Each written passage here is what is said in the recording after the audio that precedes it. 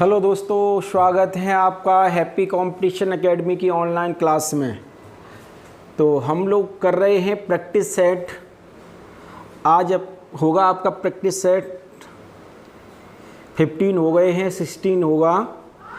तो इस 16 को करते हैं। इसमें 15 क्वेश्चन होते हैं प्रत्येक वीडियो में और बहुत अच्छे क्वेश्चन हैं। इन्हें आप प्रत्येक वीडियो को अच्छे से करते रहें, रजिस्टर में नोट करते रहें। बहुत ही इम्पोर्टेंट वीडियो हैं ये, ठीक है। तो चलते हैं, देखते हैं क्या है क्वेश्चन आज। देखो, पहला ही क्वेश्चन है आपका, एक वर्ग का विकर्ण 12√2 सेंटीमीटर है, उस वर्ग की परिमिति ज्ञात कीजिए। तो परिमिति उसने पूछी है, परिमिति यानी कि परिमाप, पेरीमीटर उसने पूछा है। वर्ग का विकर्ण क्या है? वर्ग होता है आपका, वर्ग है आपका, जैसे वर्ग एक ऐसी आकृति होती है जिसकी चारों भुजाएं कैसी होती हैं? बराबर होती हैं। ये वर्ग है आपका ए बी सी डी। इसका ये है विकर्ण, ये इसके क्या है? विकर्ण है, ठीक है, विकर्ण है। इसमें उसने विकर्ण दिया है वर्ग का परिमाप, वर्ग का पहले एरिया। इसका एरिया बेटा होता है ए स्क्वायर, जहाँ ए क्या है? ये इसकी क्या है? ये भुजा है, ये भुजा होती है। वर्ग की डेफिनेशन होती है जिसकी चारों भुजाएं क्या हों? बराबर हों, वर्ग कहलाता है। इसका एरिया हो जाएगा ए स्क्वायर वर्ग इकाई, वर्ग इकाई, और इसका पेरीमीटर हो जाएगा 4a। कितना हो जाएगा? 4a, ठीक है। और विकर्ण तो इसका होता ही है डी होता है, विकर्ण इसका क्या होता है? डी, डायगोनल बोलते हैं, ठीक है। तो इसको हम डी से डिनोट करते हैं। तो इसका उसने पूछा है, इसका विकर्ण उसने दे रखा है। तो इसका विकर्ण उसने कितना दिया है? इसका विकर्ण है बेटा, इसका विकर्ण है 12√2, यानी कि डी बराबर है 12√2, ठीक है। ये इसका विकर्ण है, ठीक है, 12√2 सेंटीमीटर। और वर्ग का विकर्ण ये डी है, डी हमने माना है, लेकिन डी को इसको हम भुजा के रूप में माने तो हम ये मानेंगे a√2। वर्ग का विकर्ण क्या होता है? a√2, ठीक है। और इसको डी से प्रदर्शित करते हैं। किससे प्रदर्शित करते हैं? डी से, ठीक है। तो इसका क्या, यहाँ पे आप इसी को डी के रूप में, ए के रूप में लिख दो, क्योंकि हमें भुजा निकालनी है। तो a√2, तो √2 से √2 कैंसिल हो जाएंगे। ए बराबर कितना आ जाएगा? 12। ए बराबर 12 सेंटीमीटर, यानी कि इसकी भुजा आ गई 12 सेंटीमीटर। अब इसका पेरीमीटर पूछा है, परिमाप कितना होता है? 4a होता है। तो 4 × a की जगह कितना है? 12 चौके 48। ये आपका आ गया 48 सेंटीमीटर, 48 सेंटीमीटर। इसका क्या आ गया? विकर्ण आ गया, ठीक है। ये हमने आपको समझा दिया है। इसके एरिया, पेरीमीटर, इसके विकर्ण, ये सारे फॉर्मूले लिख दिए हैं, ठीक है। तो आप इसको नोट कर लो, ठीक है। अगर इसका एरिया पूछेगा आपसे, अगर एरिया पूछता तो एरिया इसका हो जाएगा ए स्क्वायर, ठीक है। तो ए की जगह यहाँ कितना लिखा है बेटा? 12। तो ये 12 का वर्ग हो जाएगा, और 12 का वर्ग होता है 144 सेंटीमीटर स्क्वायर, ठीक है। तो यहाँ पर ये मान के चलिए आपने एक वर्ग का क्वेश्चन आपने किया, ठीक है। तो वर्ग का क्वेश्चन किया, तो वर्ग के क्वेश्चन में आपने बहुत सारी चीज़ें यहाँ पर सीख ली। विकर्ण का फॉर्मूला आपके पास में आ गया, ठीक है। पेरीमीटर है ही, एरिया है ही, यानी एक क्वेश्चन में आपका पूरी आकृति फिनिश हो गई, ठीक है। चलिए नेक्स्ट क्वेश्चन पर। गीता ने एक फेस क्रीम बिक्री करके साथ में 7,910 रुपये में खरीदी। यानी कि उसने खरीदी है, यानी कोई वस्तु है, उसने कॉस्ट प्राइस उसका है 79.10, ठीक है। इतने रुपए की उसने एक फेस क्रीम है वो खरीदी है, और इसमें बिक्री कर भी शामिल है, यानी कि इसमें टैक्स लगा है, सेल टैक्स जो है, सेल टैक्स भी इसमें शामिल है। लेकिन उसका एमआरपी कितना था? उसका एमआरपी बेटा था, एमआरपी उसका था 70 रुपये, यानी कि 70 रुपये की कोई वस्तु थी, उस पर सेल टैक्स लग करके वो हमें 79. 10 रुपये की वो मिली है। तो यहाँ पर हमें क्या है, यहाँ पर कितना रुपया हमें टैक्स के रूप में बिक्री कर की दर ज्ञात पूछी है, दर, यानी कि यहाँ पर उसको कितना टैक्स देना पड़ा है, कितना टैक्स देना पड़ा बेटा 9.10। कितने पर देना पड़ा है, 70 पर देना पड़ा है। तो 100 पर कितना देना होगा, तो 100 पर कितना होगा, तो यहाँ पर दर, ठीक है, दर प्रतिशत उसने पूछी है। तो यहाँ पर आप देखेंगे पॉइंट है, पॉइंट के बाद कितने अंक हैं, 2 अंक हैं, तो आप 2 जीरो बढ़ा लो, ठीक है। अब ये पॉइंट हट गया, अब 1 2 3 1 2 3, ये जीरो ख़त्म हो गए। 7 का भाग आप 91 में लगाएंगे तो 7 एकन 7, ठीक है। बचा कितना 2, 7 3 21, कितना आ गया 13%। यानी कि उसको टैक्स जो उस पर जो टैक्स लगाया गया है वो 13% का टैक्स लगाया गया है, ठीक है। देख लो इसको आगे, और यहाँ पर देखो हमेशा MRP का ही भाग लगाती है, मैंने आपको समझाया है, ठीक है। आगे, एक कस्बे की वर्तमान जनसंख्या 75,000 है। जनसंख्या कितनी है वर्तमान, 75,000 जनसंख्या है, ठीक है।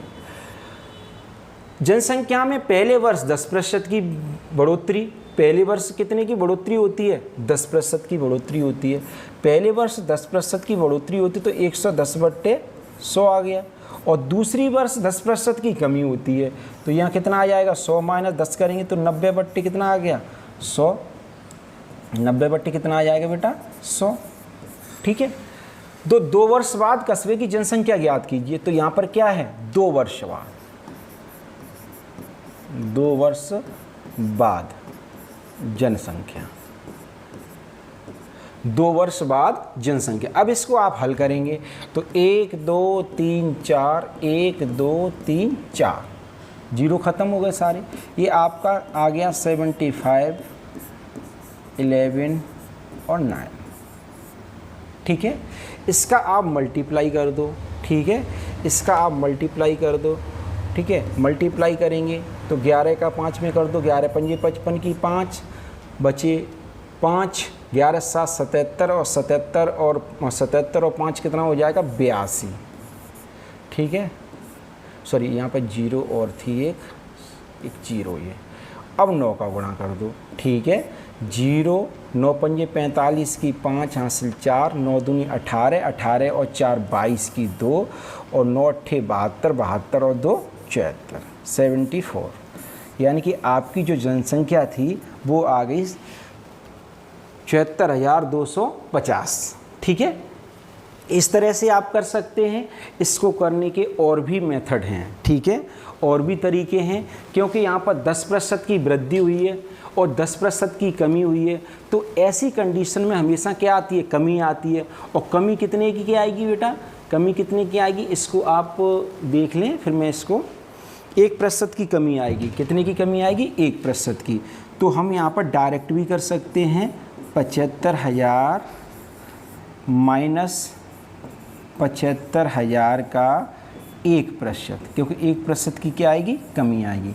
0 से 0 को हम कैंसिल कर दें, ठीक है। 7,500 में से, सॉरी 75,000 में से 750 को हम घटा दें तो आपका आंसर आ जाएगा 74,250। ऐसे भी कर सकते हैं, क्योंकि 10% की वृद्धि हो रही है, 10% की क्या हो रही है, कमी हो रही है। तो हम इसको ऐसे भी कर सकते हैं, 75,000 में से 75,000 का 1% हम घटा देंगे, ठीक है।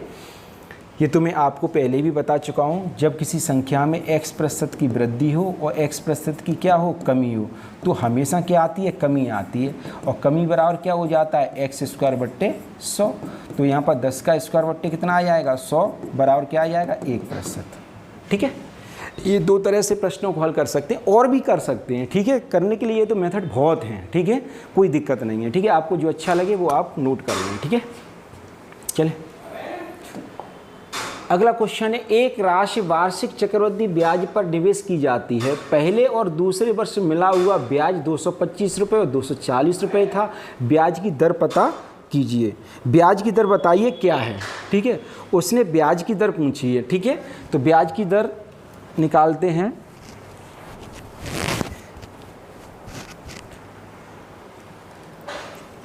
देखो पहले वर्ष कितना था बेटा 225 पहले वर्ष, और दूसरे वर्ष कितना है, और पहले वर्ष ये है फर्स्ट ईयर्स, दूसरे वर्ष है 240 रुपये। तो यहाँ पर हम ये देखते हैं 225 और 240 रुपये है ब्याज, तो एक वर्ष यानी कि यहाँ पर एक वर्ष का अंतर है, अंतर दो में से घटाएं तो कितना, एक वर्ष का अंतर है। एक वर्ष में यहाँ पर जो ब्याज बढ़ी है वो कितना बढ़ी है, ये 15 रुपये बढ़ी है। और कितने पर बढ़ी है ये, यहाँ से हम R% निकाल रहे हैं, कितने पर बढ़ी है ये 225 पर बढ़ी है। ठीक है, तो 100 पर कितनी बढ़ेगी, तो ये आ गया। ठीक है, 15 से इसको काट दो, 15 15 225 हो गए, 5 से इसको काट दो, 5 3 15 और 5 दूनी 10 20 आ गया, यानी कि 20/3। ठीक है, और ये आ जाएगा 3 6 18, 6 सही 2/3%। ठीक है, 6 सही 2/3%। दर यहाँ पर कितनी आई, 6 सही 2/3%। अब मैं आपको एक चीज़ बता दूँ, यहाँ समझा दूँ कि अगर एक राशि पहले और दूसरे वर्ष न दे करके अगर वो यहाँ पर देता 2 वर्ष और अगले दे देता 4 वर्ष, तो यहाँ पर अंतर 2 वर्ष और 4 वर्ष का अंतर कितना आता, 2 वर्ष निकल के आता, 4 में से 2 को घटाते 2 वर्ष आता। तो यहाँ पर हम इसका क्या करते, वर्गमूल लेते, क्या लेते, वर्गमूल लेते। बट यहाँ पर ऐसा नहीं है, तो हमारा ये साधारण ही प्रश्न है। ठीक है, कैसा प्रश्न है, साधारण है। ठीक है, तो इसको हम इस तरह से ही कर सकते हैं। ठीक, ओके, आएंगे आगे भी प्रश्न, तब आपको समझाते हैं। ठीक है, चलें। एक कक्षा के 49 छात्रों का औसत वजन 51 किलोग्राम है। एक नए छात्र के शामिल हो जाने पर अब औसत 51.2 किलोग्राम हो गया, तो नए छात्र का वजन क्या है। यहाँ पर देखो बेटा, जब यहाँ पर क्या है, औसत यहाँ पर बढ़ रहा है, पहले 51 था, अब कितना हो गया 51.2। ठीक है, तो यहाँ पर नए छात्र का वजन, यानी कि नए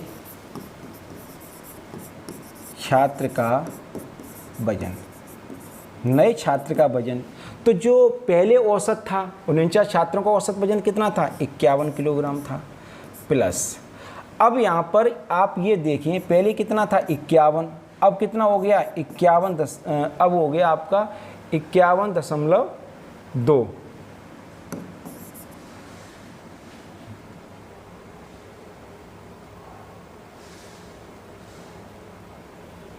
51.2। ठीक है बेटा, 51.2। तो यहाँ पर आप देखेंगे अगर, तो 51 से 51.2, अब यहाँ पर कितने की बढ़ोतरी हुई है, 51 में से 51.2 घटाएंगे तो यहाँ पर कितने की बढ़ोतरी हुई है, 0.2 की, 0.2 की। ठीक है, और अब एक जो 49 छात्र थे, अब कितने गए छात्र, एक छात्र आया, तो अब छात्र कितने हो जाएंगे, नए छात्रों की संख्या कितनी हो जाएगी 50, तो 50 गुणा 0.2। ठीक है, कितना हो जाएगा, चलो और शार्प करके लिख दें, 51 और यहाँ हो जाएगा 50 गुणा 0.2।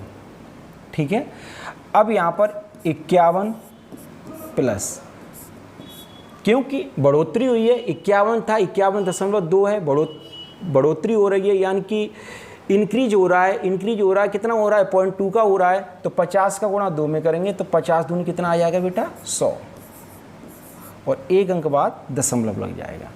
ठीक है, तो 51 और 10 कितना हो जाएगा 61, यानी कि जो व्यक्ति है, जो नया व्यक्ति है, नए व्यक्ति का वजन 61 किलोग्राम होगा। मैंने बहुत आराम से धीरे धीरे किया है क्वेश्चन को, जो कि आपके समझ में आ जाए। ठीक है, लिखा हुआ जरूर बड़ा है, लेकिन इसका सॉल्यूशन बहुत छोटा है। ठीक है, यहाँ पर बस बढ़ोतरी, यानी टोटल छात्र कितने हो गए थे, 50 हो गए थे। ठीक है, इस तरह से आप हल कर सकते हैं। ठीक है, चलिए नेक्स्ट क्वेश्चन। 37, 36, 39, 36, 40, 38, 39 की माध्यिका मीडियन उसने पूछी है। इस मीडियन को बेटा किस तरह से निकालते हैं, इसको समझ लें। सबसे पहली बात तो ये है कि ये जो हमारे पद दिए हुए हैं, पूरी लाइन दी हुई है, ठीक है, इसको हम आरोही क्रम में रख लें। आरोही क्रम यानी कि प्रेयर वाला जो क्रम होता है वो आरोही होता है, सबसे पहले सबसे छोटी। तो इसमें बेटा सबसे छोटी अगर हम संख्या देखें तो सबसे छोटी संख्या हमारी कितनी होगी 36। उसके बाद में आपकी आएगी 36 डबल बार है, ये भी आ गई, ठीक है। उसके बाद 36, 36 के बाद कितना है 37, फिर है आपका 37, उसके बाद है आपका 38, 38, 38 एक ही बार है, फिर उसके बाद है 39 और फिर है आपका 39 डबल बार, ठीक है। तो इसमें आप देखेंगे एक संख्या और होगी क्या 37, 36, 36, 38, 39, 39, 36, 36 दो बार हो गए, 39, 39 हो गए और 37, 40 सही, कितनी है 40, ठीक है। इस तरह से यहाँ पर आप देख रहे होंगे कि संख्याएं बेटा कितनी हो गई, काउंट करें तो 1 2 3 4 5 6 7 संख्याएं कितनी हो गई 7 हो गई। 7 हो गई तो इसके मध्य की जो संख्या है वो हमारी कितनी है 38 है, यानी कि 3 इधर हो गई, इधर भी 3 है और 3 ही संख्याएं इधर हैं, तो बीच में हमारा क्या बचा 38 बचा। यही हमारा क्या होता है मीडियन होता है, ठीक है, ठीक है। यही हमारा क्या होता है मीडियन, यानी कि माध्यिका। माध्यिका हमारी कितनी है 38 है, ठीक है। या फिर हम इसको ऐसे करते हैं बाई फॉर्मूला, मीडियन निकालेंगे तो तो 7 पद हैं, पदों की संख्या कितनी है 7, 7 धन 1 बट्टे 2 वे पद का मान, पद का मान। तो 7 और कितना हो गया बेटा 8 बट्टे 2, 8 बट्टे 2 का मतलब क्या हो गया 4, 4 वे पद का मान, बाई फॉर्मूला मैंने लिख दिया है। और चौथा पद हमारा कौन सा होगा 1 2 3 4, तो भी हमारा कितना आ गया 38 निकल करके आ गया, ठीक है। इस तरह से भी हम कर सकते हैं, ठीक है। क्लियर हुआ ना, टॉपिक समझ में आया सब लोगों के, एक बार देख लो। चलते हैं, अगला है यदि √6 बराबर 2.449 है तो √24 का मान ज्ञात कीजिए। देखो √6 का उसने वैल्यू दिया है, सीधा सीधा उसने दे दिया 2.449, तो √24 के अगर हम फैक्टर ऐसे करें जिसमें हमारा ये 6 आ जाए, क्योंकि 6 आना ज़रूरी है। तो अगर हम 24 के फैक्टर करेंगे 24 के, तो हम इसको कर सकते हैं √6 चौके 24, ठीक है बेटा। अब 6 चौके 24 आपने कर लिया, तो इसमें से आप √4 का 4 लेंगे बाहर तो कितना आ जाएगा 2 आ जाएगा, तो ये आपका आ गया 2√6। अब 2√6 आ गया तो √6 का आपको वैल्यू उसने दे रखा, कितना दिया है 2.449। अब आप 2 का इसमें गुणा कर दो, 2 ने 18 की 8 हासिल 1, 2 चौके 8 और 1 9 और 2 चौके 8 पॉइंट 2 दूनी 4, यानी कि आपका आंसर आ गया 4.898, 4.898, ये आपका आंसर है, ठीक है। इस तरह से आप इसको हल कर सकते हैं। चलते हैं नेक्स्ट क्वेश्चन पर, ये तो बहुत इजी क्वेश्चन था। 5 वर्ष पहले ए और बी की आयु का अनुपात 5:8 था, अब से 10 वर्ष बाद उनकी आयु का अनुपात 8:11 होगा। बी की वर्तमान आयु वर्षों में क्या है। अब समझ लो इसको, इससे पहले भी एक क्लास में मैं इस चीज़ को समझा चुका हूँ और फिर भी मैं आपको दोबारा से समझा रहा हूँ। मैं ये कहूँ कि आज मेरी उम्र 30 साल है, ठीक है 30 साल है। इसी चीज़ को मैं ये कह दूं कि 5 साल पहले मेरी उम्र 25 साल थी। यहाँ से चलते हैं, 5 साल पहले मेरी उम्र 25 साल थी, तो 5 साल बाद मेरी उम्र क्या होगी। तो 5 साल पहले 25 साल थी, तो वर्तमान में आने के लिए हम आज कितनी साल के हैं 30 साल के हैं। कि 5 साल पहले थी लेकिन आज प्रेजेंट में आज कितनी है आज 30 साल है। अब आज के 5 साल बाद यानी कि आज 2024 है, 2024 के बाद 5 साल बाद 2029 में कितनी हो जाएगी 35, यानी कि 35 साल हो जाएगी। यानी पहले से पहले हम वर्तमान में आएंगे, तब हम जोड़ेंगे, फिर उसके बाद में फिर हम जाएंगे, फिर बाद में जाएंगे, फिर भी हमको जोड़ना पड़ेगा, क्योंकि 5 हमने इधर जोड़े तब 25 था, अब हम 30 में आए ठीक है। फिर हमने 5 जोड़ा, फिर 35 में आए, तो हमें डबल बार ऐड करना पड़ता है, ठीक है। यहाँ मैं आपको प्रश्न को बहुत आराम से समझा देता हूँ। वैसे इसको करने के बहुत सारे तरीके हैं, मेथड हैं, लेकिन मैं आपको एक सॉलिड बताता हूँ। 5 वर्ष पहले ए और बी की आय का अनुपात कितना था? 5:8 था। तो हम ये मान लेते कि 5x था और कितना था? 8x था। किसका? ए और बी का, ठीक है। अब से अब वर्तमान में हम आएंगे तो 5 साल पहले था। कब था ये? 5 वर्ष पहले था, 5 वर्ष पहले। अब हम वर्तमान में आए, ठीक है। और वर्तमान में आएंगे तो कितना हो जाएगा? 5x + 5 और 8x + 5। अब हम वर्तमान में आ गए। अब वो कह रहा है 5 साल बाद, सॉरी 10 वर्ष बाद। अब वो कह रहा है 10 वर्ष बाद, ठीक है। अब 10 वर्ष बाद हम आएंगे तो 10 वर्ष बाद आएंगे तो 5x + 5 + 10 और 8x + 5 + 10, ये हम 10 वर्ष बाद आ गए, ठीक है। तो ये कितना आ गया? 5x + 15 और ये आपका आ जाएगा 8x + 15। ये हम डायरेक्ट भी 15 जोड़ सकते थे यहाँ से, क्वेश्चन को पढ़ने के बाद कोई दिक्कत नहीं थी, ठीक है। बट मैंने आपको समझाया है डिटेल से। अब अनुपात कितना हो रहा है इनका? 8:11 हो रहा है। तो हम इसको इस तरह से लिखेंगे यहाँ पर 5x + 15 बट्टे 8x + 15 बराबर अनुपात कितना हो रहा है? 8:11, यानी कि 8/11। अब हम इसका क्रॉस मल्टीप्लाई करें, ठीक है। तो 11 का 5 में करेंगे तो 11 पंजे 55x, ठीक है। अब 11 का 15 में करेंगे तो 11 पंजे 55 की 5 और 11 पंजे 55 और 1 56, सॉरी 11 पंजे 55 की 5 और 11 का 11, 11 5 16,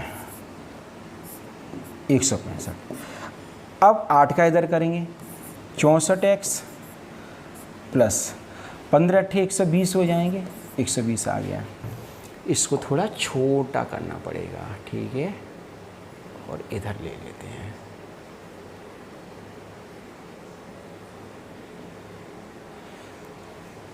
अब यहाँ से देखेंगे आप 55 और 64, तो इधर हमने देखा इधर 64x हैं, 55 को इधर लेके जाएंगे तो इधर बेटा कितना बचेगा? 9x बचेगा। 120 को इधर लेके आएंगे तो इधर कितना बचेगा? 45 बचेगा। 9 से इसको कट कर देंगे तो कितना आ जाएगा? x बराबर कितना आ जाएगा बेटा? 5 आ जाएगा। x बराबर 5 आ गया। उसने पूछा है b की वर्तमान आय, और b की वर्तमान आय बेटा कितनी थी? b की वर्तमान आय और b की वर्तमान आय कितनी है? 8x + 5, यही तो है। a की वर्तमान आय क्या है? 5x + 5। तो b की उसने पूछी तो कितनी है? 8x + 5, तो 8x + 5 ये है ना। तो 8 और x की जगह x का वैल्यू रखो तो कितना है? 5 है, ठीक है, +5।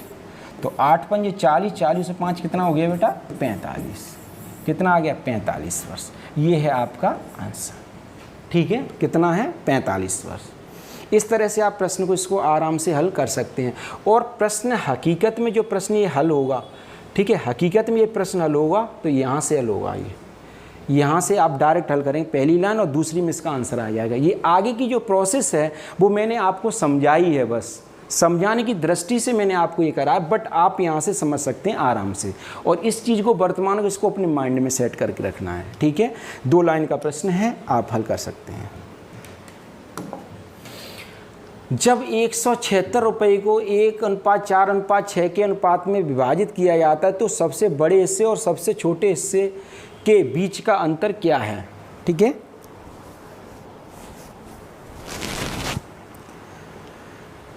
सबसे बड़े और सबसे छोटे हिस्से के बीच का अंतर, ये तो बहुत आसान है।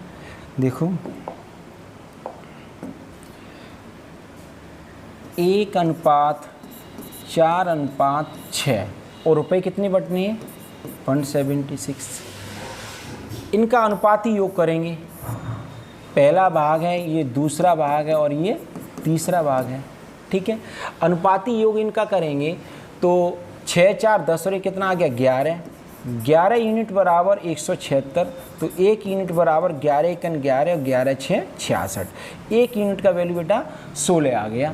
इसमें उसने पूछा है सबसे बड़े हिस्से और सबसे छोटे हिस्से के बीच में अंतर। अगर हम सबसे बड़ा और सबसे छोटा हिस्सा देखें तो कौन सा है, 1 और 6 है।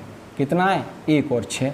तो सबसे बड़ा 6 और सबसे छोटा 1, इन दोनों का अगर देखें डिफरेंस, तो डिफरेंस कितना निकल करके आएगा बेटा, 5 आएगा। और 1 यूनिट का वैल्यू कितना है, 16, तो 5 यूनिट का वैल्यू कितना हो जाएगा, 16 पंजे 80।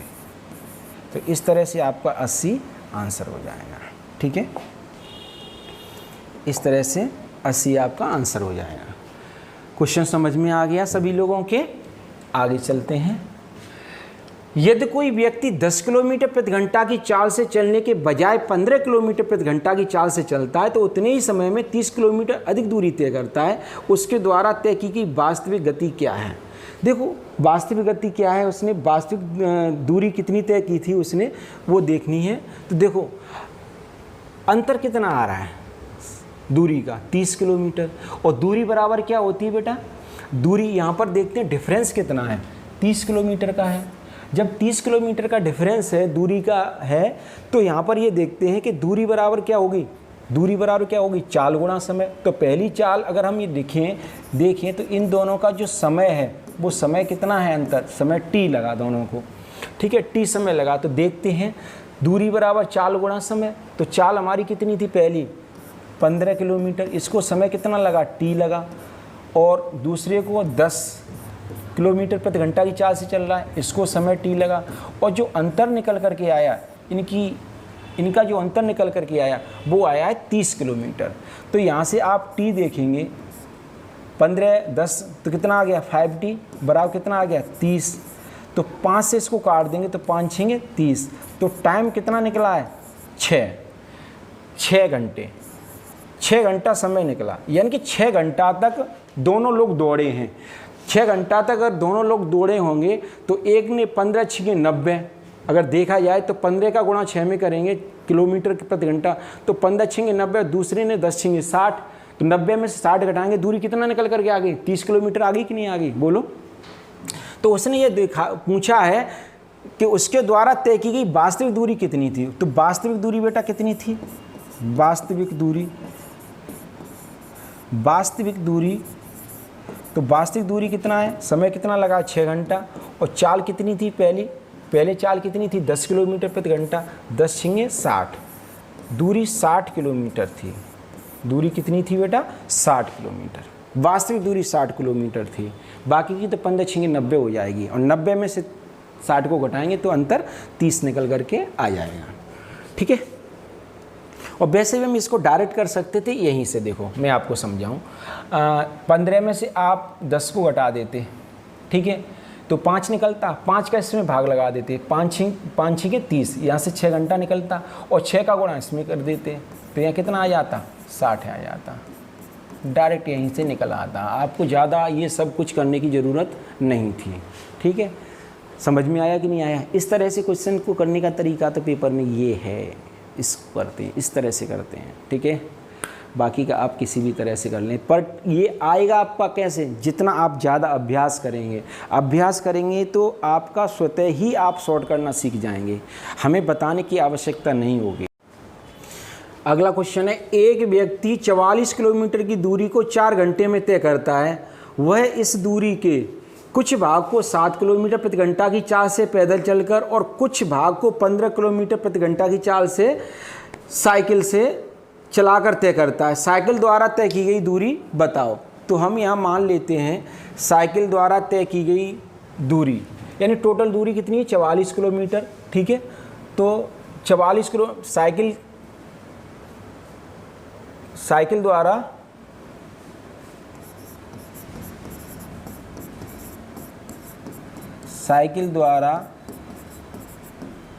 तय दूरी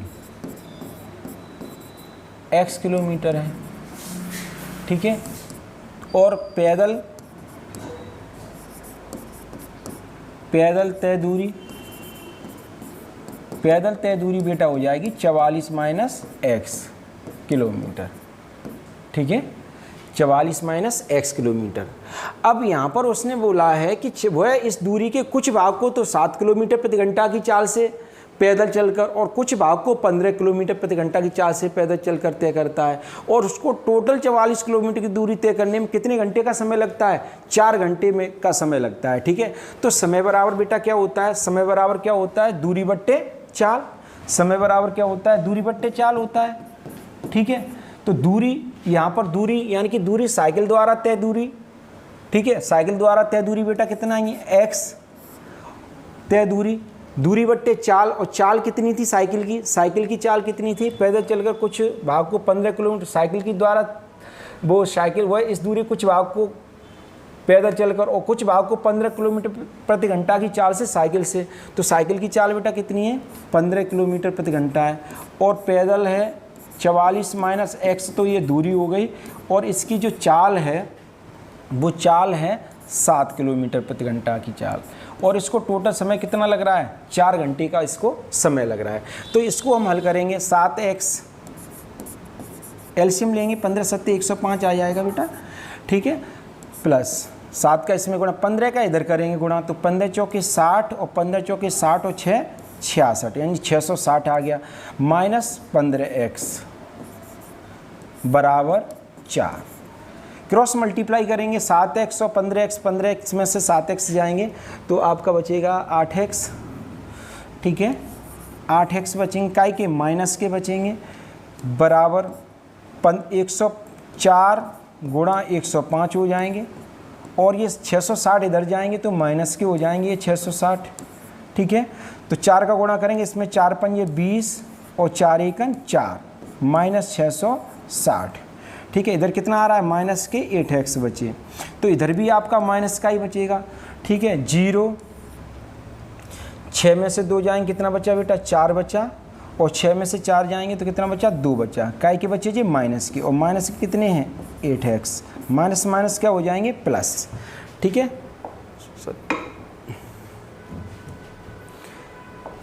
इसको थोड़ा सा छोटा कर लें,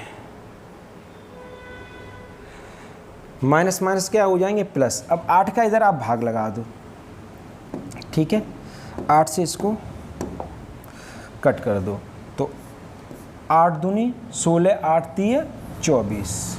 ठीक है, x बराबर कितना आ गया? 30, यानी x बराबर आ गया 30, यानी कि 30 किलोमीटर। यानी x आपने क्या मानी थी? साइकिल द्वारा तय की गई दूरी, और साइकिल द्वारा तय दूरी आपने कितनी मानी थी? x मानी थी, तो ये साइकिल की चाल आ गई। किसकी आ गई? साइकिल की। 30 किलोमीटर दूरी आ गई साइकिल की। ठीक है, इस तरह से आप इसको सॉल्व कर सकते हैं। ठीक है, आगे यदि 36 व्यक्ति एक 200 मीटर लंबी, 3 मीटर चौड़ी और 2 मीटर गहरी खाई को प्रतिदिन 10 घंटे कार्य करके 6 दिन में खोदते हैं, तो बताइए कि कितने दिन में प्रतिदिन 8 घंटे कार्य करके 10 आदमी 100 मीटर लंबी, 4 मीटर चौड़ी और 3 मीटर गहरी खाई को खोद देंगे। ठीक है, तो यहाँ पर देखो, ये मैंने आपको बताया था, फॉर्मूला एक लिखाया था मैंने कि M1 D1 H1 बट्टे W1 R1, M2 D2 H2 बट्टे W2 R2। ठीक है, ये एक फॉर्मूला है। ठीक है, इसी से सारे क्वेश्चन हल होते हैं इस टाइप के। ठीक है, आदमी दिन घंटा ऊपर, बाकी के जो भी पोर्शन है वो सब किलोमीटर दूरी जो भी आएगी सब नीचे आएगी। अब यहाँ पर देखो 36 व्यक्ति हैं। कितने व्यक्ति हैं बेटा? 36 व्यक्ति हैं। 36 व्यक्ति हैं। 200 मीटर लंबी दीवार को, कितने मीटर लंबी दीवार को? 200 मीटर लंबी दीवार को, 200 मीटर लंबी और 3 मीटर चौड़ी, 3 मीटर चौड़ी और 2 मीटर गहरी, 2 मीटर गहरी खाई को प्रतिदिन कितने घंटे? 10 घंटे कार्य करके कितने दिन में? 6 दिन में। कितने दिन में? 6 दिन में खोदते हैं। एक पोर्शन हमने ये कंप्लीट कर लिया, खोदते हैं तक कंप्लीट हो गया। तो बताइए कितने दिन में? तो यहाँ से D2 तो आपसे पूछा है, तो बताइए कितने दिन में प्रतिदिन 8 घंटे कार्य करके 10 आदमी, कितने आदमी? 10 आदमी, कितने मीटर लंबी दीवार? 100 मीटर लंबी दीवार, दीवार है या खाई है जो भी है, 100 मीटर लंबी खाई, 4 मीटर चौड़ी और 3 मीटर गहरी खाई खोदेंगे कितने दिन में, D2 पूछा उसने। ठीक है, ये पूरा क्वेश्चन है, हम इस तरह से इसको सजा लेते हैं बिल्कुल। ठीक है, फॉर्मूला लगा कर इस तरह से सजा लेंगे बस। अब इसका हमें ऑपरेशन करना है। तो देखो 3 से 3 हो गए फ्री, 2 जीरो से ये 2 जीरो कट हो गए, नीचे के नीचे हमने कर दिए, और 2 दूनी कितने हो गए 4, और 4 से ये हमारी ये 4 खत्म हो गए। अब ऊपर आ जाओ, 10 से हमारी ये 10 खत्म हो गए। ठीक है, और 4 से इसको काट दो, 4 दूनी 8 और 4 ने 36, 2 से इसको काट दो, 2 3 6, 9 3 कितना हो गए 27, यानी कितना आ गया 27, और इधर कितना बचा D2, यानी D2 बराबर कितना आ गया 27 दिन। ठीक है, कितना आ गया 27 डेज आ गया आंसर। ठीक है, ये है आपका आंसर। इन प्रश्नों की ये खासियत होती है कि बड़े आराम से इनका ऑपरेशन हो जाता है। ठीक है, आपको ज़्यादा कुछ करने की ज़रूरत नहीं है इनमें। ठीक है, आराम से ये कट जाते हैं। ठीक है, चले ए और बी एक साथ कार्य को D दिनों में पूरा करते हैं। कितने दिनों में पूरा करते हैं ए और बी? देखिए ए और बी एक कार्य को कितने दिनों में कर रहे हैं? D दिनों में कर रहे हैं। ए अकेला इस कार्य को D+8 दिन में कर रहा है। ओके, और बी अकेला इस कार्य को D+18 दिन में कर रहा है। बी अकेले इस कार्य को D+8 दिन में। ठीक है, बी कितने दिन में? बी कह रहा है वो D+8 दिन में करता है। डी का मान ज्ञात कीजिए। किसका बेटा? डी का मान। तो यहाँ पर डी का मान निकालने के लिए डी का वैल्यू निकालिए। इससे ऐसी कंडीशन अगर बनती है प्रश्नों में, अगर इस तरह की कंडीशन बनती है तो इसमें क्या करते हैं हम 8 लेंगे। इसका कितना लेंगे? 8, और इसका लेंगे 18। इन दोनों का मल्टीप्लाई कर देंगे और इसका निकाल देंगे वर्गमूल। ठीक है, 18 कितना आ जाएगा बेटा? 144। ठीक है, और 144 कितने का होता है? 12 का। तो डी का वैल्यू आपका आ गया 12 डेज। ध्यान रखना है ऐसे प्रश्नों में, ऐसी कंडीशन अगर फॉलो होगी तो इसको हम इस तरह से प्रश्नों को हल कर देते हैं। ठीक है, तुरंत इसका आंसर आ जाता है। ठीक है, समझ में आया सब लोगों के? समझ में आया? चले नेक्स्ट क्वेश्चन। एक वस्तु के अंकित मूल्य पर x% के 2 क्रमागत बट्टे। x% के बेटा कितने बट्टे हैं? x% के 2 बट्टे हैं। कितने बट्टे हैं? 2 बट्टे। x% के कितने बट्टे हैं? 2 बट्टे हैं। कितने बट्टे हैं? 2 बट्टे हैं x% के। ठीक है, देने के बाद एक ग्राहक इसे 3610, यहाँ पर बेटा लिखा है 3610, कितना लिखा है? 3610। ठीक है, 3610 रुपये में खरीदता है। यदि वस्तु का अंकित मूल्य 4000 रुपये हो, 3000 अंकित मूल्य कितना है बेटा? 4000 अंकित मूल्य है 4000 रुपये, और ये इसका MP हो गया, और इसको खरीद रहा है इसको 3610 रुपये में खरीद रहा है। और इस पर कितने बट्टे दिए गए? 2 बट्टे दिए गए। बट्टे कितने दिए गए बेटा? 2 बट्टे दिए गए हैं। ठीक है, जब 2 बट्टे दिए गए, पहली तो बात इसको हम छोटा कर लें, 0 से 0 को क्रॉस कर दें, 361 आ गया। कितना आ गया? 361। 0 से 0 को हमने कट कर दिया। अब यहाँ पर ये कितने बट्टे हैं बेटा? 2 बट्टे हैं। कितने बट्टे हैं? 2 बट्टे हैं। जब 2 बट्टे देगा तो इसका हम क्या निकाल लेंगे? वर्गमूल। अगर यहाँ पर देता 3 बट्टे, कितने देता? 3 बट्टे, तो फिर हम यहाँ पर क्या करते? इसका घनमूल लेते। क्या लेते? घनमूल लेते। ठीक है, 4 बट्टे देता तो चतुर्थ मूल लेते हैं। ठीक है, तो इस तरह से यहाँ पर 2 बट्टे दिया तो इसका वर्गमूल ले लो। तो यहाँ कितना आ जाएगा? 20, और यहाँ कितना आ जाएगा? 19, क्योंकि 20 400 का होता है। यहाँ कितने का डिस्काउंट मिला है? 1 का। कितने पर मिला है? 20 पर मिला है। तो बेटा 100 पर कितना मिलेगा? 20 पंजे 100। तो डिस्काउंट यहाँ पर कितना होगा? 5% का होगा। डिस्काउंट कितना होगा यहाँ पर? 5% का होगा। ठीक है, ये है आपका आंसर। ठीक है, चलिए नेक्स्ट क्वेश्चन पर।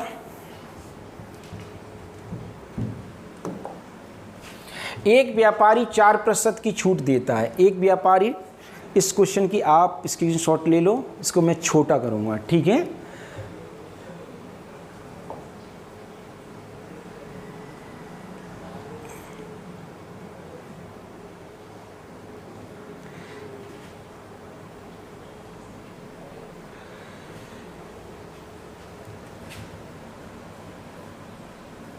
एक व्यापारी 4% की छूट देता है और प्रत्येक 15 वस्तुओं की खरीद पर एक वस्तु अतिरिक्त मुफ्त में देता है, और फिर वह 35% का लाभ प्राप्त करता है। तो अंकित मूल्य लागत मूल्य से कितने प्रतिशत ऊपर है, यानी अंकित मूल्य को इसने कितना प्रतिशत बढ़ा करके लिखा है, जिसके बाद वो छूट भी दे रहा है और क्या प्राप्त कर रहा है, लाभ भी प्राप्त कर रहा है। तो उसे हम देखते हैं। एक व्यापारी 4% की छूट देता है, क्या कर रहा है, यहाँ पर देखो 4% की छूट दे रहा है, और वो ये कह रहा है कि नहीं 4% की छूट तो मैं दे ही रहा हूँ जो भाव है उसमें, बट मैं 15 वस्तुएं यदि आप लेते हैं तो एक वस्तु आपको फ्री में दे रहा हूँ। तो एक वस्तु आपको क्या दे रहा हूँ, फ्री में दे रहा हूँ। तो उसका क्या है, टोटल डिस्काउंट उसका देखें अगर हम, तो पहले उसका डिस्काउंट कितना है, 4% है। पहला डिस्काउंट उसका कितना है, 4% है। तो उसका 4% डिस्काउंट है, तो 4% का फ्रैक्शन बेटा कितना होगा, 1/25 होगा।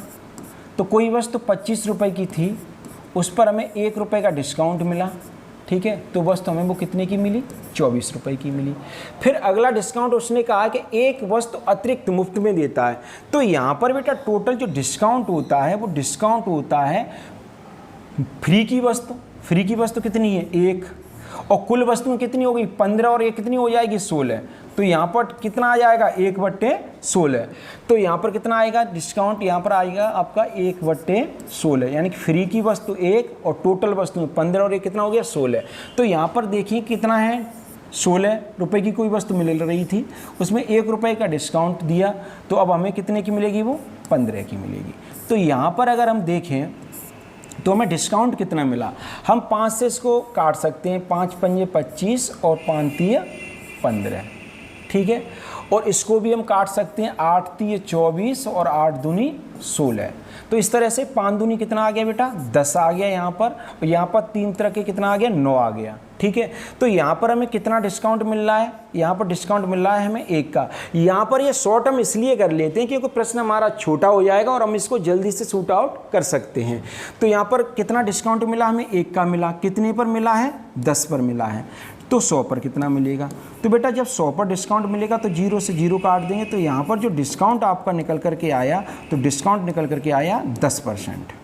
डिस्काउंट कितना निकल करके आया, 10%। अब डिस्काउंट आपका 10% आ गया है, तो अब यहाँ पर उसने पूछा क्या है, अंकित मूल्य लागत मूल्य से कितने प्रतिशत ऊपर है। तो जब कितने प्रतिशत ऊपर है तो हम देखेंगे, तो आपको एक फॉर्मूला पता होगा कि MP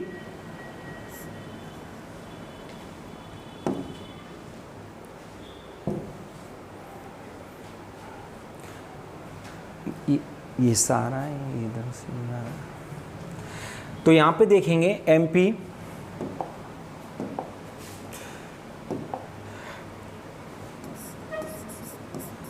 MP 100 minus discount percent बराबर CP 100 प्लस माइनस प्रॉफिट अथवा लॉस। ये मैं आपको पढ़ा चुका हूँ पहले से, ठीक है। अब यहाँ पर MP पता नहीं क्या है, और यहाँ डिस्काउंट कितना निकाला है हमने, 10%। तो 100 में से 10 घटाएंगे तो कितना आ जाएगा, 90 आ जाएगा। CP को हम मान लेते हैं, क्योंकि CP हम कितना मान लेते हैं, 100। कोई वस्तु 100 मान लेते हैं, 100 रुपये की खरीदी है, तो CP हमारा कितना हो गया, 100। और यहाँ पर प्रॉफिट कितना हो रहा था उसको, 35% का, तो कितना आ जाएगा, 135। कितना आ जाएगा, 135।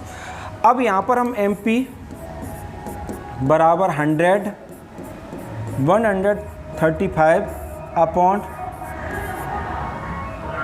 20। अब यहाँ पे देखो 0 से इस 0 को कैंसिल कर दो, 9 से इसको काट दो, 9 एकन 9 और 9 पंजे 45, 15 बार चला गया। 15 का गुणा 10 में करेंगे तो 15 धाई कितना आ जाएगा, 150। तो यहाँ पर MP कितना आ गया आपका बेटा, 150। और CP आपका कितना था, CP आपका कितना था, CP आपने कितना माना था 100, तो 100 से ये कितना प्रतिशत बढ़ा करके लिखा गया, 100 से कितना बढ़ा है ये 50% बढ़ा हुआ है ये, ठीक है। तो इसका वैल्यू कितना आ गया 50%, इसका आंसर कितना आ जाएगा 50%, ठीक है। इस तरह से आप इस प्रश्न को देख सकते हैं, ठीक है।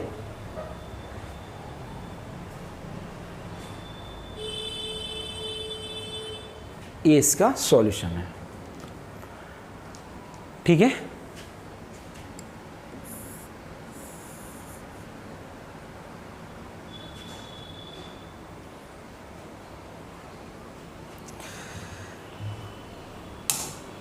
कैसी रही आज की क्लास कमेंट में ज़रूर बताएं, और सभी क्वेश्चनों को बहुत अच्छे से आप लोग कर लें, क्योंकि ये भी क्वेश्चन है, ये आपका SSC CGL का क्वेश्चन है और उसमें ये बड़े बड़े क्वेश्चन पूछे जाते हैं, बट इसका सॉल्यूशन बहुत छोटा है, इजी है, एक सिस्टम से है, बस सिस्टम आपको आना चाहिए, लीक से हटके ना जाएं और प्रश्न आराम से हल हो जाएगा, ठीक है।